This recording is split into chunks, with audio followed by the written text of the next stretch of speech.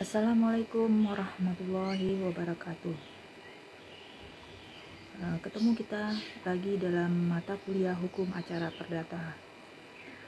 Kali ini kita ketemu pada mata kuliah Hukum Acara Perdata pada pertemuan ke-5 sampai pertemuan 8. Dimana kemarin waktu di pertemuan pertama sampai pertemuan keempat kita sudah membahas tentang tahapan-tahapan dalam hukum beracara di pengadilan, di mana kemarin saya sudah menerangkan yaitu tahapan-tahapannya, di mana tahapan pendahuluan yaitu kita harus tahu dulu pengertian hukum acara perdata, kemudian asas-asasnya, sumber-sumbernya, dan kemudian bagaimana penyelesaian perkara ini sampai ke tingkat penentuan. Kemudian tahapan yang berikutnya adalah penentuan. Di sini adalah kita bagaimana dari perkara masuk ke pengadilan, kemudian prosesnya dalam pemeriksaan, penyidikan, kemudian pembuktian sampai bagaimana di persidangan, putusan, dan bagaimana eksekusi hakim di pengadilan. Kemudian baiklah, untuk mempersingkat waktu saya akan langsung aja masuk ke pertemuan ke-5 ini, yaitu gugatan dan permohonan.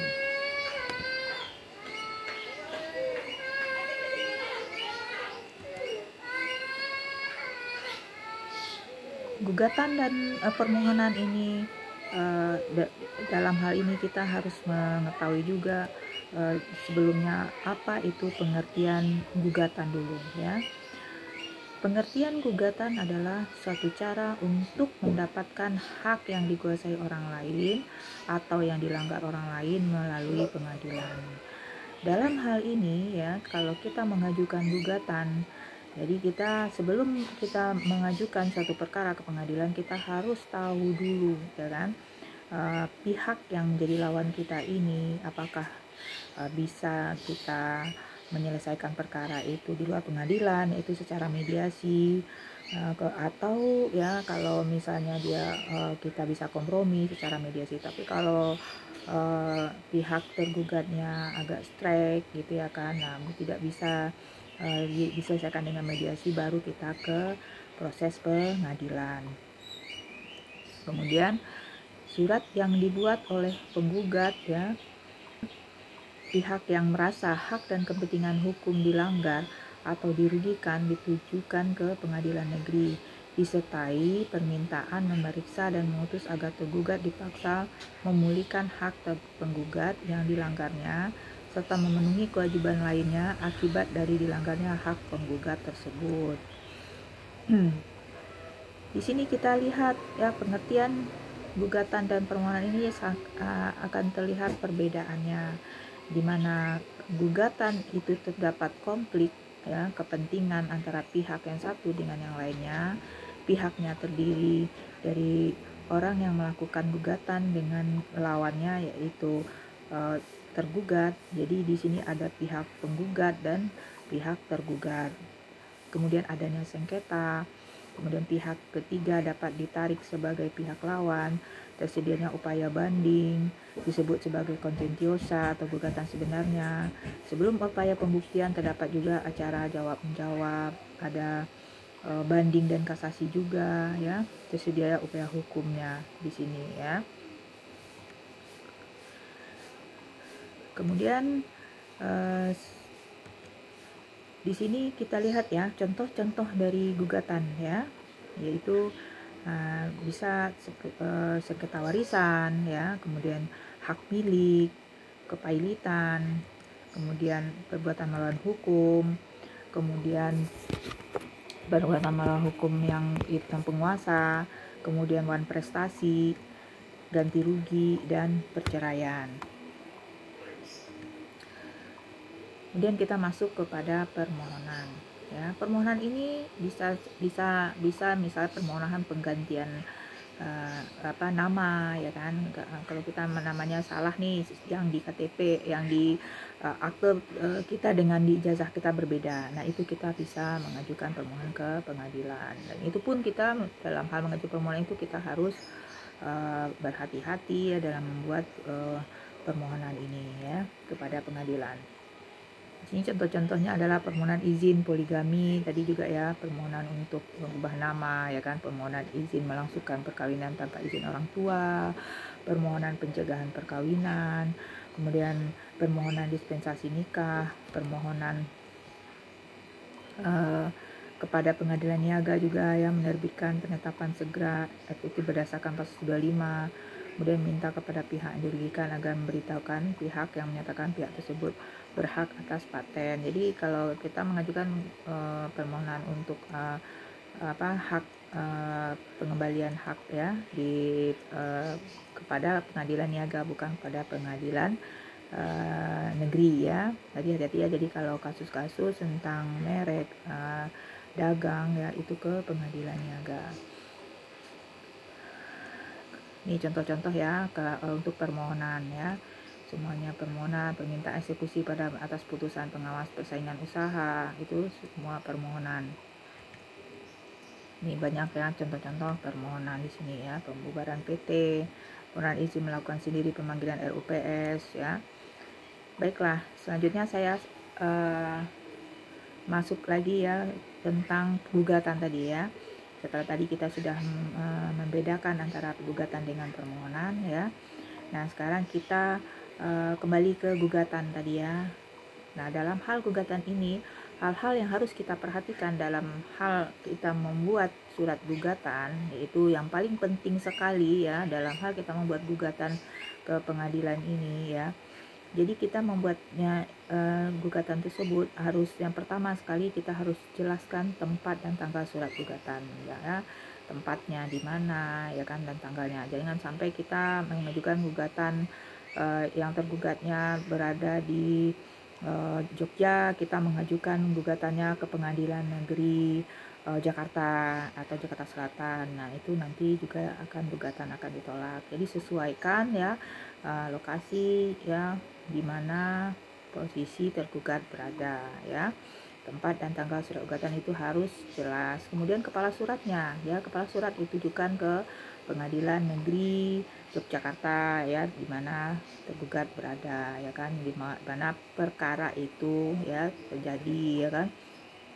Itu ditujukan sesuai, harus jelas ya, dijelaskan pengadilan negeri yang mana ya.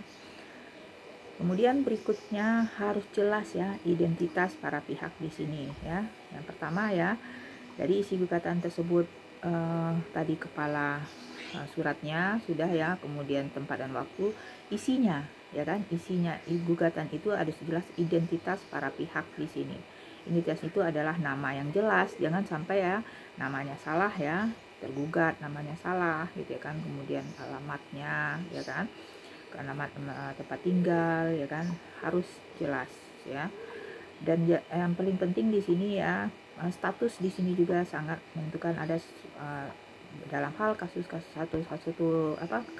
tertentu, misalnya kayak seperti kasus perceraian ya kan, itu harus dijelaskan ya, harus dijelaskan itu pengadilan harus dijelaskan statusnya Islam atau agamanya apa gitu, karena untuk kasus perceraian ini kita khususnya muslim itu ke pengadilan agama, tidak ke pengadilan negeri ya.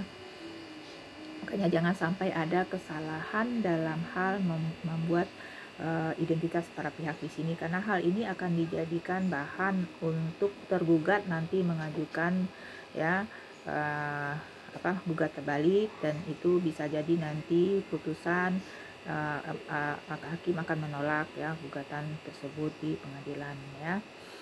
Kemudian yang kedua yaitu yang paling penting sekali ya kita lihat di sini ya untuk mengajukan gugatan ini adalah positanya. Posita ini adalah ya yang kita sebut istilahnya dalam hukum acara itu fundamentum petendi. Itu artinya adalah dalil-dalil apa yang akan kita pakai untuk mengajukan gugatan ke pengadilan.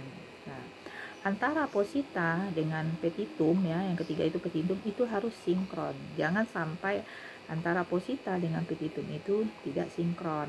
Misalnya ya, kita mau mengajukan gugatan ya, ke pengadilan perceraian nih, ya kan? Nah, di sini kita mengajukan alasan-alasan kenapa kita mengajukan gugatan perceraian ke pengadilan, ya kan?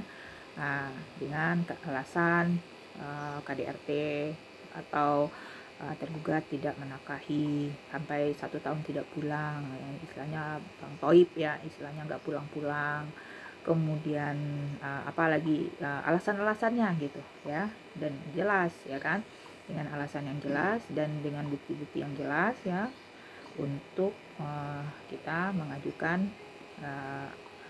positanya ini ke pengadilan. Dan kemudian petitumnya, misalnya tuntutan kita untuk ya bercerai ya kan, bercerai ya kan dari tergugat. Dan itu dalam petitum ini juga ada yang primer dan subsidiar. Nah, primernya ya kan, yang pokoknya nih ya, kita mau bercerai nih, yang pokoknya ya. Subsidiarnya, nah berarti dalam subsidiarnya tambahannya yaitu kita dalam bercerai ini kita, setelah itu kita berarti tidak ada hubungan apa-apa lagi, alias sudah jomblo ya. Jadi itu harus jelas sinkron ya. Atau misalnya kita mengajukan gugatan sengketa tanah ya kan.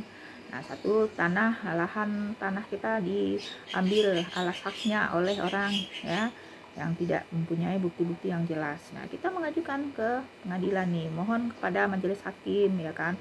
Nah, dengan alasan-alasan ini ya kan, kita memiliki nih tanah, sebidang tanah nih dengan luas, dengan batas-batasnya kita jelaskan, batas ini, batas timur, barat ya kan, selatan ya, itu dengan bukti yang jelas ya.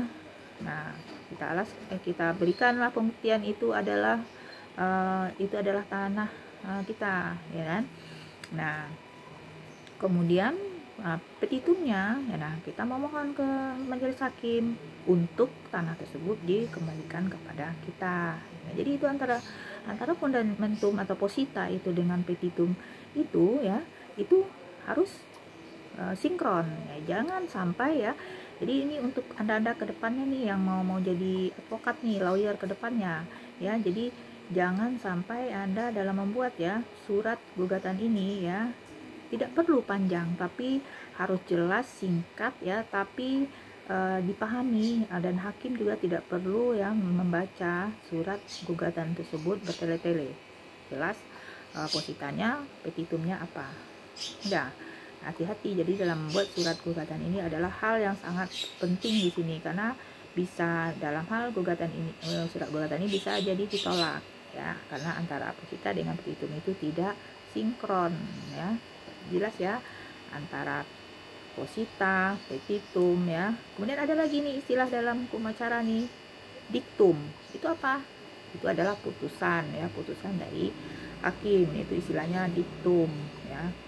Kalau posita itu adalah dalil-dalil ya, dalam hal kita mengajukan gugatan, alasan-alasan ya. Kemudian petitum itu adalah tuntutan, jangan salah ya. Kemudian diktum itu adalah putusan ya. Oke, sampai sini ya, paham ya bagaimana kita mengajukan gugatan ini ya, ke pengadilan. Jadi prosesnya pun ya jelas ya. Kemudian di sini kita kembali lagi nih ke identitas ini tadi kan, namanya harus jelas, pekerjaan, tempat tinggal ya, jangan sampai ada kesalahan nama nih ya. Ini sudah saya jelaskan tadi ya.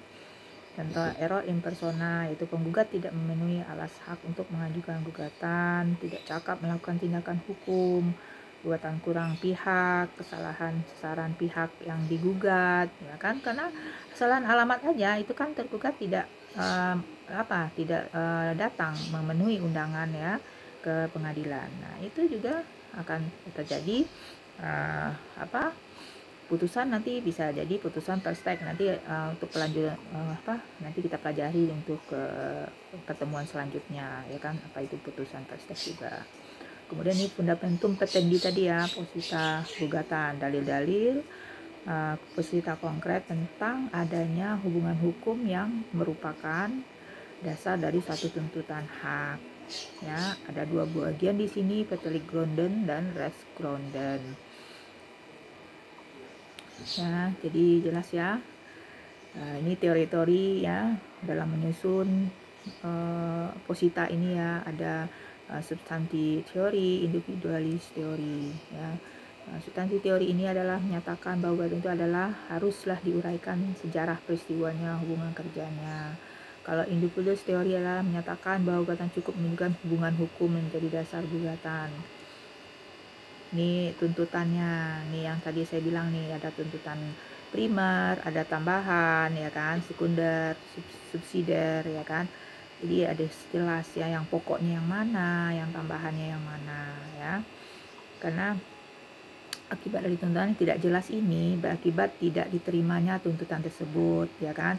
Gugatan itu berisi pertanyaan-pertanyaan satu sama lain antara posita dengan petitum, maka akan terjadi obscurable ya kan, istilahnya dalam hukum acara seperti itu. Jadi jelas ya, kita masih mengacu kepada hukum acara perdata ini, kita undang-undangnya masih pakai kita HIR ya, RV ya.